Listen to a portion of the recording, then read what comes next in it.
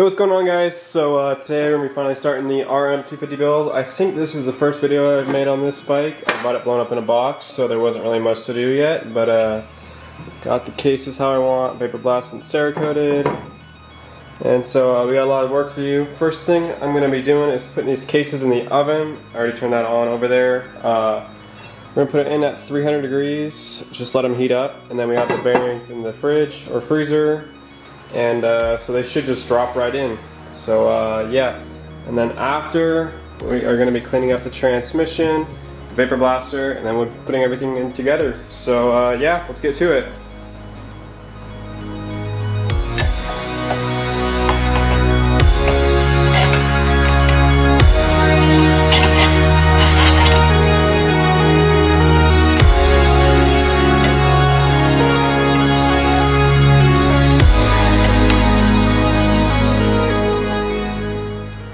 Alright, so now we're going to be cleaning up the transmission. I'm going to record this so I know how this goes back together.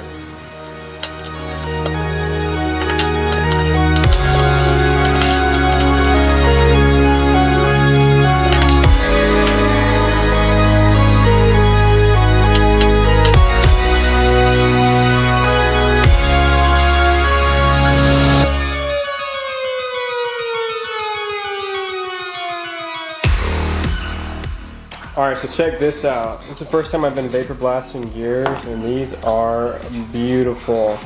They don't look as shiny as in the camera, but I mean, literally like polished it up practically. You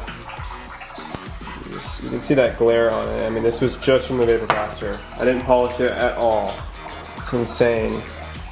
So, after seeing this, I'm going to be vapor blasting practically everything because it's just gonna flow way better. You get rid of all that old gunk and stuff on it, and really there shouldn't be anything that sticks to it. So yeah, let's do the other one.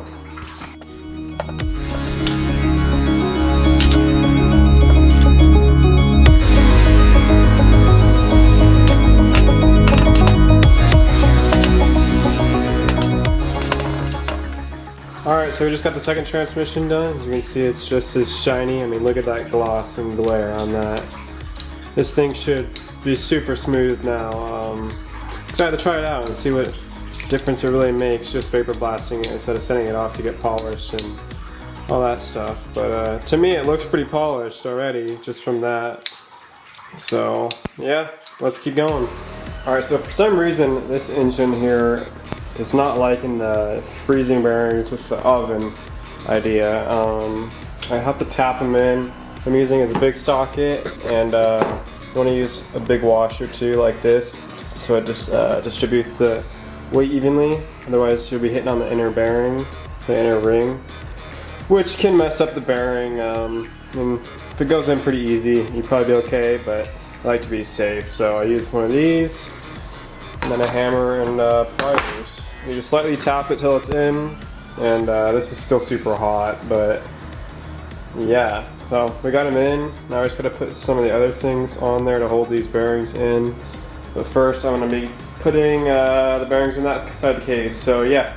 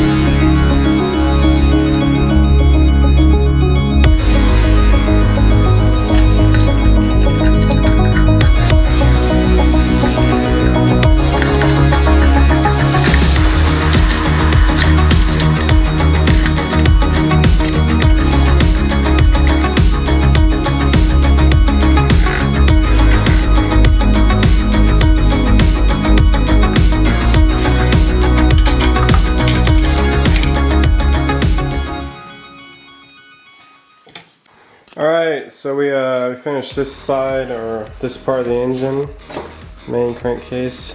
It's actually something weird with the gasket. I think it dropped down. It's like a crack here. Gotta fix that. And then my crank splitter broke in half.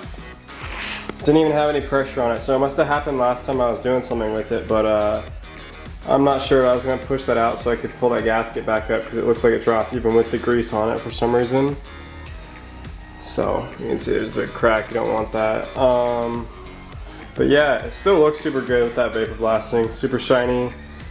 So yeah, thanks for watching, and I'll have to fix this off camera, but we'll be back once I get that figured out and get a new gasket or something, or I need a new case splitter to get this open at least. So yeah, so we'll be back next time to do this part of the engine and go from there. So yeah, thanks for watching.